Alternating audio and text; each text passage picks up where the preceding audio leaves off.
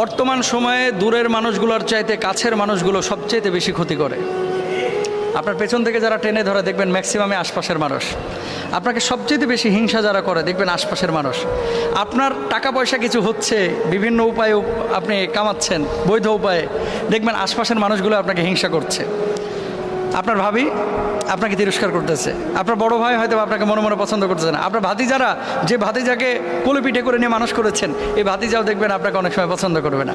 আর বন্ধু বান্ধব, আহা, এটা তো হচ্ছে বসন্তের কোকিল, যতক্ষণ দিতে পারবেন ততক্ষণ ভালো, যখন দিতে পারবেন না না না না ছেলেটা কিন্তু আলাদা হয়ে গেছে, তার মন মাইন্ড চেঞ্জ হয়ে গেছে, এর সাথে আর বেশি দিন ফিটিং মারা যাবে না, সিটিং দেওয়া যাবে না, ঘোরাফেরা করা যাবে না।